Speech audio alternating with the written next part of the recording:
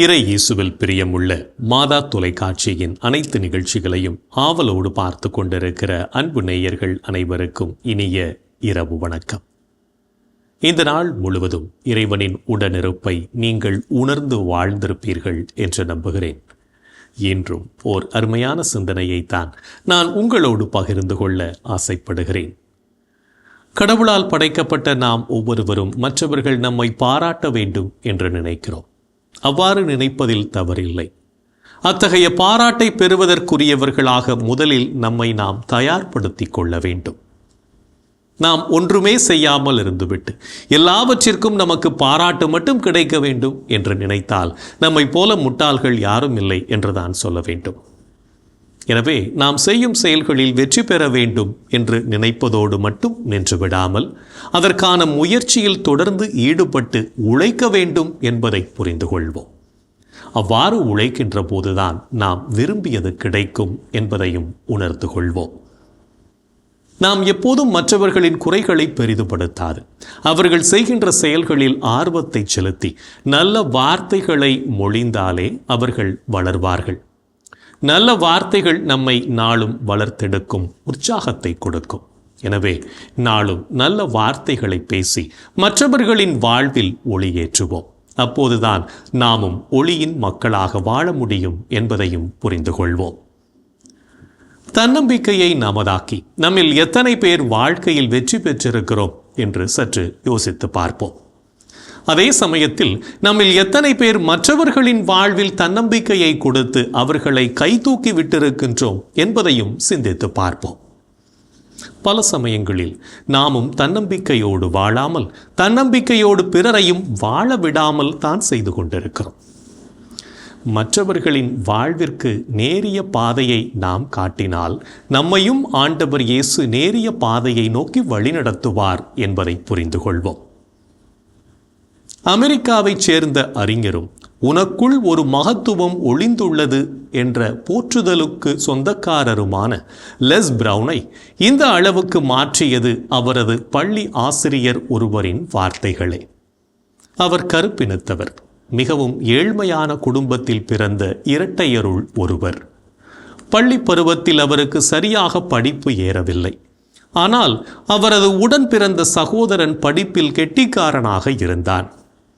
இவர் படிப்பில் பின்தங்கி இருந்ததால் மந்த புத்தியுள்ளவர், மனநிலை சரியில்லாதவர் போன்ற பட்ட பெயர்களை பெற்றார். இதனால் அதிகமான தாழ்வு மனப்பான்மை அவருக்குள் வளர்ந்தது. அவருக்கு கற்பித்த பல ஆசிரியர்கள் இதையே கூறி 6ஆம் வகுப்பில் இருந்து அவரை 5ஆம் வகுப்பிற்கு அனுப்பிவிட்டனர்.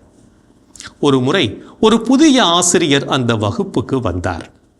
அவர் கரும்பலகையில் ஒரு கணக்கை எழுதி அதை போடச் சொல்லி பிரவுனை அழைத்தார். பிரவுன் அவரிடம், நான் மந்த புத்தியுடையவன், படிப்பு எனக்கு வராது என்று மற்றவர்கள் தன்னை குறித்து பேசிய கணிப்புகளை கூறினார். ஆனால் அந்த ஆசிரியர், மீண்டும் ஒரு முறை இப்படி பேசாதே, மற்றவர்கள் உன்னை குறித்து பேசுவதை நீ ஏன் உனக்குள் புகுத்தி கொண்டு அதை ஏற்றுக்கொள்கிறாய்? அவர்கள் கூறினால் அது அவர்கள் உன்னை பற்றி வைத்திருக்கும் எண்ணம், அது உன்னை ஏன் பாதிக்க வேண்டும்? உன் திறமையை, உனக்கு தெரிந்ததை நீ வெளிப்படுத்து என்று கூறி கரும்பலகையில் அவரை கணக்கை போடச் செய்தார். அவரும் தனது திறமையை வெளிப்படுத்தினார். அனைவரும் ஆச்சரியப்படும் விதமாக அதை சரியாக போட்டு முடித்தார். அன்றிலிருந்து அவரின் வாழ்வு மாறியது.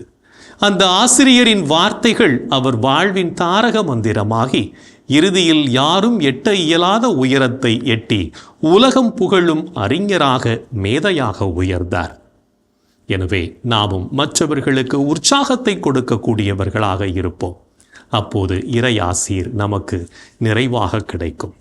இன்றைய தினத்தை எடுத்துக்கொள்வோம். இந்த நாள் முழுவதும் நாம் மற்றவர்களை உற்சாகப்படுத்தி வாழ்ந்தோமா என்று யோசித்து பார்ப்போம். மேலும் இந்த நாளில் நமது செயல்பாடுகள் எப்படிப்பட்டதாக இருந்தது என்று நம்மையே நாம் கேட்டு பார்ப்போம்.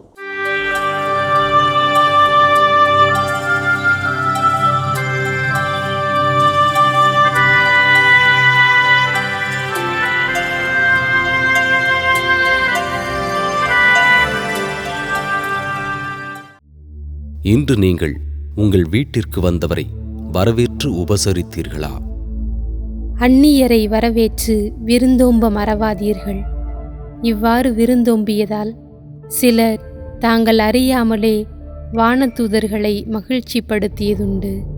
இன்று நீங்கள் அளவுக்கதிகமான பொருளாசை கொண்டு வாழ்ந்தீர்களா? பொருளாசையை விலக்கி வாழுங்கள்.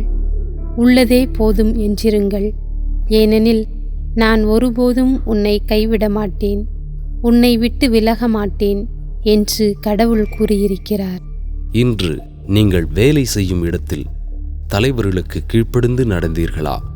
உங்கள் தலைவர்களுக்கு கீழ்ப்படியுங்கள், அவர்களுக்கு பணிந்திருங்கள். அவர்கள் உங்களை பற்றி கணக்கு கொடுக்க வேண்டியிருப்பதால் உங்கள் நலனில் விழிப்பாயிருக்கிறார்கள். இன்று நீங்கள் உங்களோடு வேலை செய்பவர்களிடம் ஆள் பார்த்து செயல்பட்டீர்களா? நீங்கள் தந்தையே என அழைத்து மன்றாடுபவர் ஆளை பார்த்தல்ல, அவரவர் செயல்களின்படியே தீர்ப்பு வழங்குகிறார். இன்று நீங்கள் மௌனம் அனுசரித்தீர்களா? நெஞ்சே, கடவுளுக்காக மௌனமாய் காத்திரு. ஏனெனில் நான் எதிர்பார்க்கும் நலன் வருவது அவரிடமிருந்தே. இன்று நாம் இறைவனுக்கு ஏற்புடைய செயல்களை செய்திருந்தாலும் சமயங்களில் இறைவனுக்கு எதிராகவும் செயல்பட்டு பாவத்தில் விழுந்திருப்போம். அத்தகைய தருணங்களுக்காக மனம் வருந்தி மன்னிப்பு கேட்டு மனத்துயர் மன்றாட்டை ஜெபிப்போம்.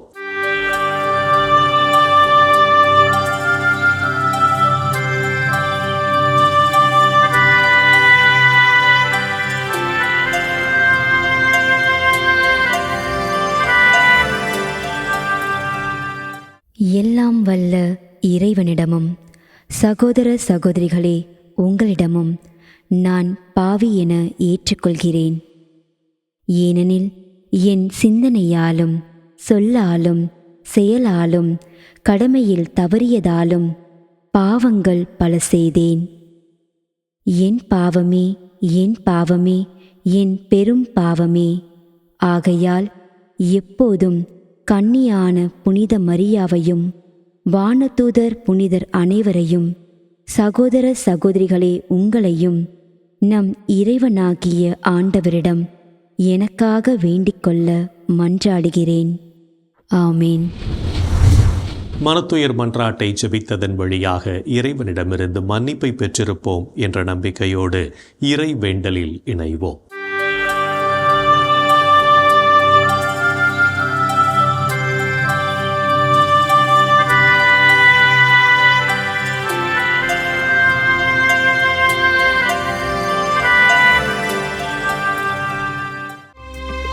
இறைவா, இறைவா, எமக்கு துணை புரிய வாரும். ஆண்டவரே, எமக்கு துணை புரிய விரைந்து வாரும். தந்தைக்கும் மகனுக்கும் தூய ஆவியாருக்கும் மாட்சி உண்டாவதாக. தொடக்கத்தில் இருந்தது போல் இப்பொழுதும் எப்பொழுதும் என்றென்றும் இருப்பதாக. ஆமென்.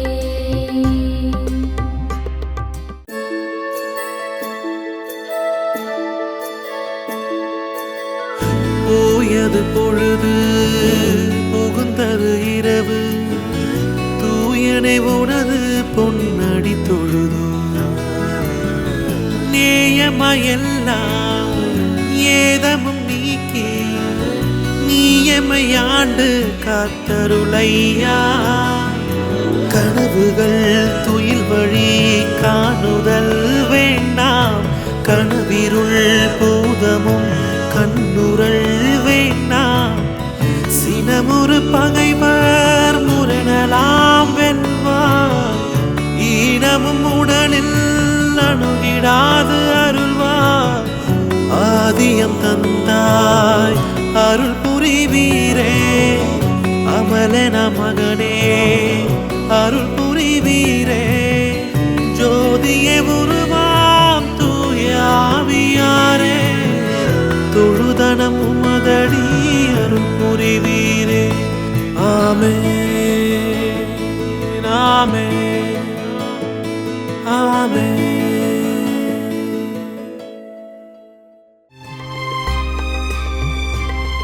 என் ஆண்டவரே என் கடவுளே, பகலில் கதறுகிறேன்,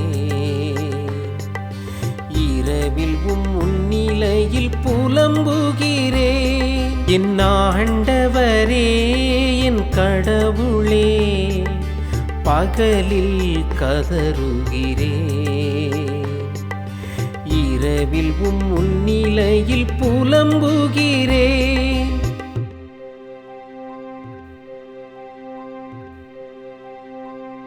ஆண்டவரே என் மீட்பின் இறைவா, பகலில் நான் கதறுகிறேன், இரவில் உமது முன்னிலையில் புலம்புகின்றேன்.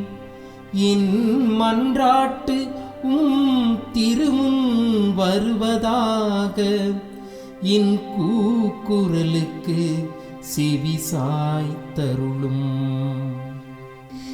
ஏனெனில் என் உள்ளம் துன்பத்தால் நிறைந்துள்ளது, என் உயிர் பாதாளத்தை நெருங்கிவிட்டது. படுகுழிக்குள் இறங்குவோருள் ஒருவராக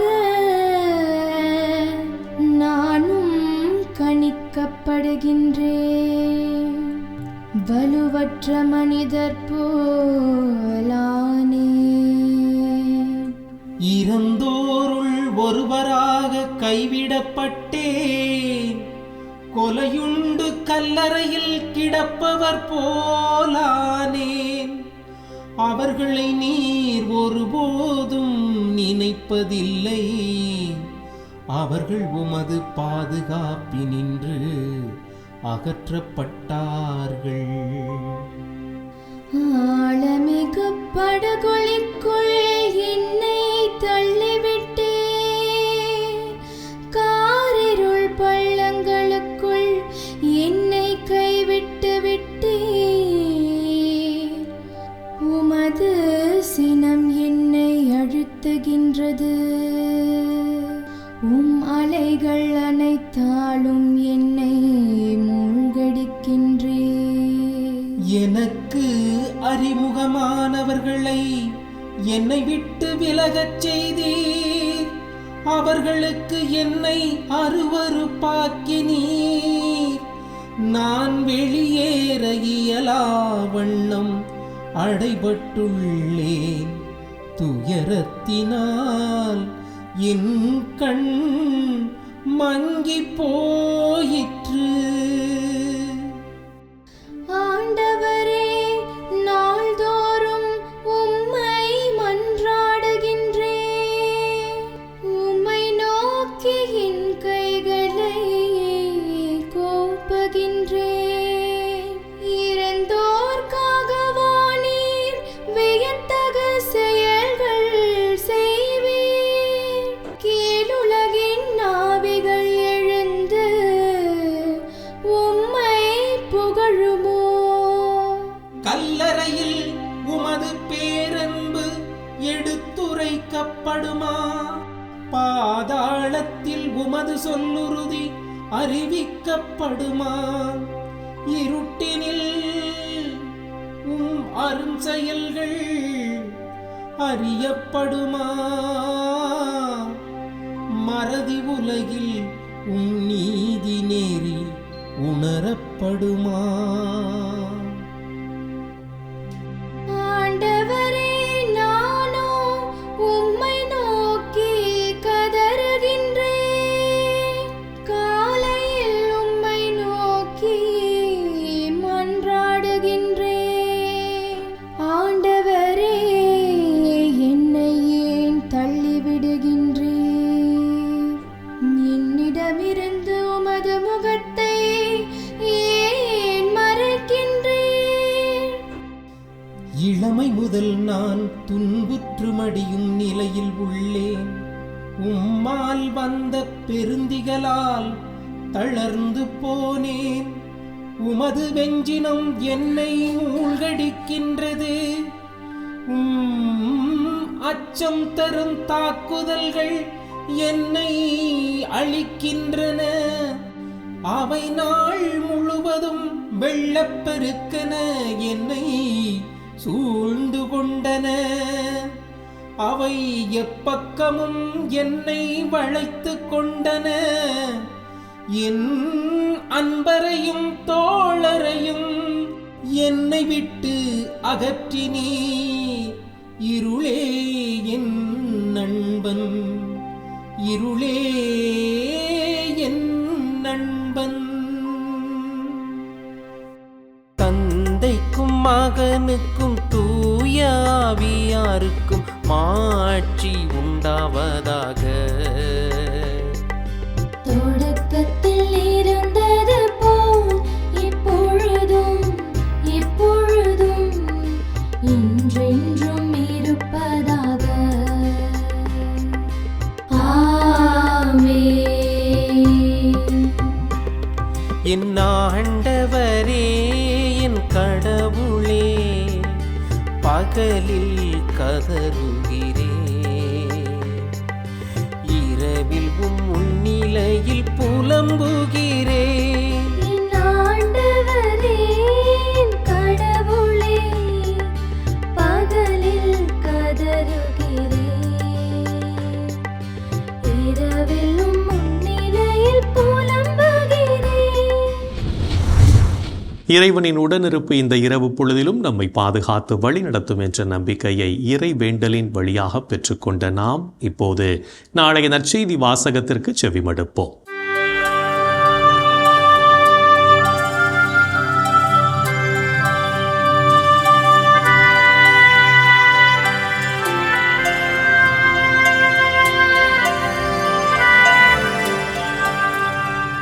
நாளைய திருப்பலி வாசகங்கள்.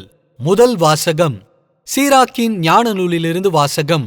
அதிகாரம் 51, இறை வார்த்தைகள் 1 முதல் 8 முடிய. பதிலுரை பாடல். திருப்பாடல் 126, இறை வார்த்தைகள் 1 முதல் 6 முடிய. இரண்டாம் வாசகம் திருத்தூதர் பவுல் கொரிந்தியருக்கு எழுதிய 2ஆம் திருமுகத்திலிருந்து வாசகம். அதிகாரம் 6, இறை வார்த்தைகள் 4 முதல் 10 முடிய. மத்தேயு எழுதிய தூய நற்செய்தியிலிருந்து வாசகம். அதிகாரம் 28, இறை வார்த்தைகள் 16 முதல் 20 முடிய.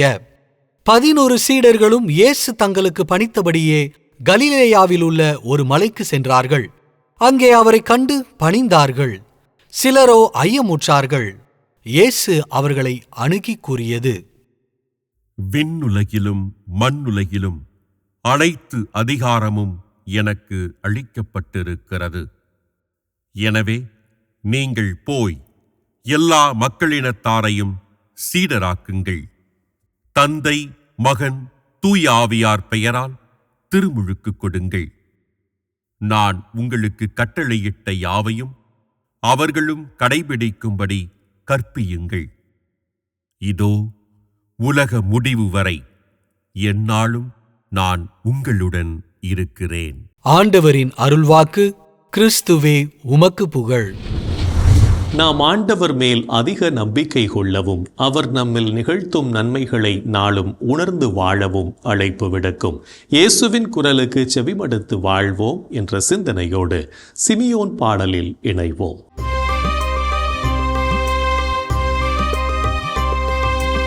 ஆண்டவரே, ஆண்டவரே, நாங்கள் விழித்திருக்கும் போது எங்களை காத்தருளும்.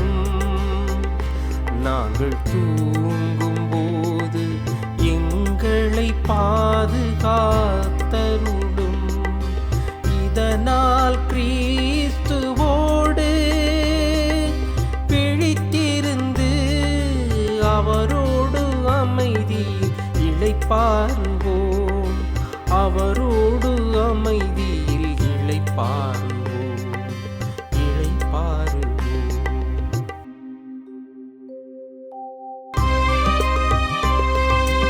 ஆண்டவரே, ஆண்டவரே, உமது சொற்படி உம்மடியான் என்னை இப்போது அமைதியுடன்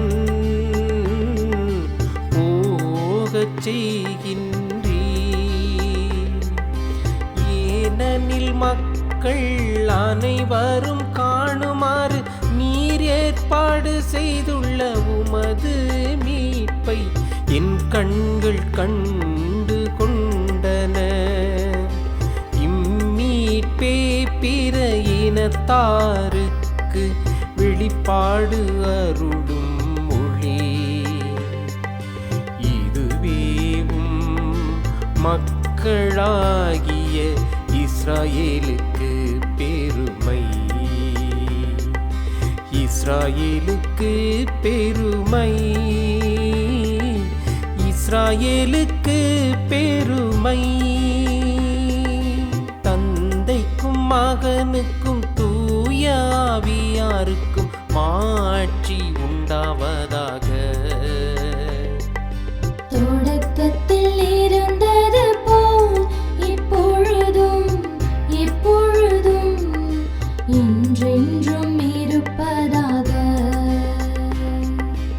ஆமென். ஆண்டவரே, ஆண்டவரே, நாங்கள் விழித்திருக்கும் போது எங்களை காத்தருளும். நாங்கள் தூங்கும் போது எங்களை பாதுகாத்தருளும். இதனால் கிறிஸ்துவோடு பிழித்திருந்து அவரோடு அமைதியில் இளைப்பாறுவோம். அவரோடு அமைதியில் இளைப்பாறுவோம்.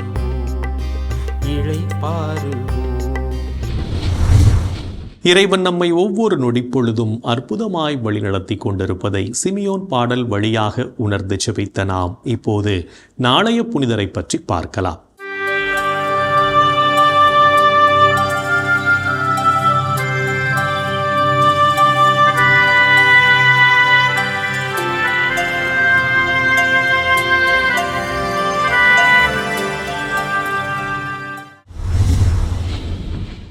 புனித கொன்சாலா கார்சியா மற்றும் தோழர்கள்.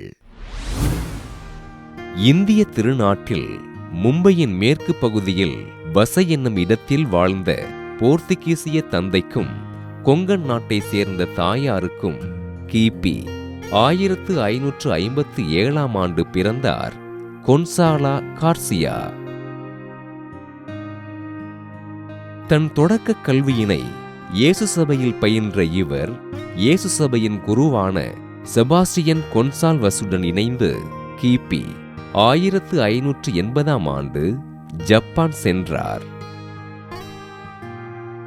பிரான்சிஸ்கன் சபையின் தலைவரான அருட்தந்தை பீட்டர் பாப்டிஸ்டா என்பவரின் மறைவுரையினால் ஈர்க்கப்பட்ட கொன்சாலா தன்னை இறைவனுக்கு அர்ப்பணிக்க விரும்பி பொது நிலையினர் சபையில் சேர்ந்து கிபி 1592 அருட்குருவானார். சுமார் 4 ஆண்டுகள் தொழுநோயாளிகளுக்கு இறைப்பணிகளை செய்து ஆண்டவரை அறிவித்த இவர் எளிய மக்களுக்கு உதவிகள் செய்து அன்போடு உறவாடினார். அரசுக்கும் அரசருக்கும் எதிராக செயல்படுவதாக குற்றம் சாட்டப்பட்ட அருட்தந்தை கொன்சாலா கிபி 1596 டிசம்பர் 8 தன்னோடு இருந்த 26 குருக்களோடு கைது செய்யப்பட்டு சிறையில் அடைக்கப்பட்டார். கிபி 1597 ஜனவரி 3 அருட்தந்தை கொன்சாலாவும் அவரது தோழர்களும் மக்கள் முன் நிறுத்தப்பட அவர்களின் இடது காது அறுக்கப்பட்டு துன்புறுத்தப்பட்டார்கள். ஆண்டவர் இயேசுவின் பணிகளை செய்த கொன்சாலாவும் அவரது தோழர்களும் சிலுவையில் அறையப்பட வேண்டும் என்று அரசாணை பிறப்பிக்கப்பட கிபி 1597 பிப்ரவரி 5 நாகாசாகி அருகிலிருந்த மலையில் சிலுவையில் அறையப்பட்டு விண்ணகம் சென்றார்கள். தொழுநோயாளிகளுக்கும் எளியோருக்கும் உதவிகள் செய்து ஆண்டவரை அறிவித்த அருட்தந்தை கொன்சாலா கார்சியாவையும் அவரது தோழர்களையும் திருத்தந்தை 9ஆம் பத்திநாதர் கிபி 1862 ஆண்டு ஜூன் மாதம் 8ஆம் நாள் புனிதர்களாக உயர்த்தினார். புனித கொன்சாலா கார்சியா மற்றும் அவரது தோழர்களின் திருவிழாவினை கொண்டாடுகின்ற நாம் தொழுநோயாளர்களை இறைவன் ஆசீர்வதித்து அவர்களுக்கு அமைதியை தரும்படியாக ஜெபிப்போம். புனிதர்கள் ஒவ்வொருவரும் தங்களது வாழ்க்கையின் மூலம் இறைவனுக்கு சான்று பகர்ந்து வாழ்ந்தவர்கள் என்பதை உணர்ந்தவர்களாய் நாமும் அவர்கள் வழியில் வாழ்ந்து இறை வழியில் பயணிப்போம் என்ற நம்பிக்கையோடு நாளைய தினம் நாம் நேர்மறையான எண்ணங்களை மட்டும் நம்மில் வளர்த்து கொள்ள முயற்சி செய்வோம். என் அன்புக்குரிய சகோதர சகோதரிகளே, கடவுளின் வல்ல செயல்களை எண்ணி பார்த்து அவரை போற்றி புகழ்வோம். இந்த நாள் முழுவதும் நாம் பெற்றுக்கொண்ட அநேக நன்மைகளுக்கு ஆண்டவரை நாம் போற்றி புகழ்வோம். எங்கள் அன்பை உருவான இயேசு ஆண்டவரே, இளையோரை குறித்து நீர் ஒவ்வொரு நாளும் கவலைப்படுகிறீர் என்பதை நாங்கள் அறிவோம். ஒவ்வொரு இளைஞனும் ஒவ்வொரு இளம் பெண்ணும் கடவுள் பயமும் ஒழுக்கமும் ஞானமும் உள்ள நல்ல பிள்ளைகளாக இந்த தரணியிலே வாழக்கூடிய எல்லா விதமான அருள் வளங்களையும் எமது இளையோருக்கு நீர் கொடுத்துள்ளும். பெற்றோரையும் சமூகத்தையும் பெரியோரையும் மதிக்கக்கூடிய, அவர்களை மரியாதை செய்யக்கூடிய, அவர்களை ஏற்றுக்கொள்ளக்கூடிய அவருடைய வாழ்க்கை பாதையை பார்த்து இவர்களும் நல்வழி வாழக்கூடிய அற்புதமான அருள் வளங்களை என் பிள்ளைகளுக்கு இளையோருக்கு கொடுத்துள்ளும். எங்கள் அன்பு தாயே, ஆரோக்கிய அன்னையே, எங்களது இளையோருக்காக பரிந்து பேசுங்கள் அம்மா. இந்த ஜெபங்களை எங்கள் ஆண்டவராகி இயேசுவே மது வல்லமையான திருநாமத்தின் வழியாய் உம்மை கெஞ்சி மன்றாடுகிறோம். ஆமென். என்றும் வாழும் உயிருள்ள இறைவன் தந்தை, மகன், தூய ஆவியார் நாம் அனைவரையும் நிறைவாக ஆசீர்வதிப்பாராக. ஆமென். இந்த ஜெபத்தின் வழியாக இறை அருளும் ஆசீரும் நம்மீது நிறைவாக பொழியப்பட்டிருப்பதை உணர்ந்திருப்போம். இறை ஆற்றலும் வல்லமையும் என்றும் நம்மில் தங்கும். அன்னை மரியாவும் நமக்கு உதவிகள் செய்வார் என்ற நம்பிக்கையோடு அவரின் துணை வேண்டி இந்த நிகழ்வை நிறைவு செய்யலாம்.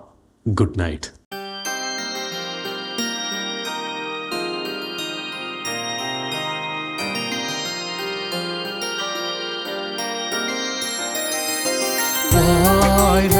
அரசியே, தயை மிகு அன்னையே, வாழ்வே இனிமையே, தஞ்சமே வாழ்க. தாயகம் இழந்த ஏவையின் மக்கள் தாயே என்றும்மை கூவி அழைத்தோ. கண்ணீர் கனவாய் நின்றும்மை நோக்கி கதறியே அழுதோம், பெருமூச்செறிந்தோம். ஆதலால் எமக்காய் பரிந்துரைப்பவரே, அன்புடன் எம்மை கடைக்கண் பாரே. திருவயிற்றின் கனியாம் இயேசுவை இம்மை வாழ்வின் இறுதியில் காட்டுவிற் கருணையின் உருவே, தாய்மையின் கனிவே, இனிமையின் அன்னை மரியா.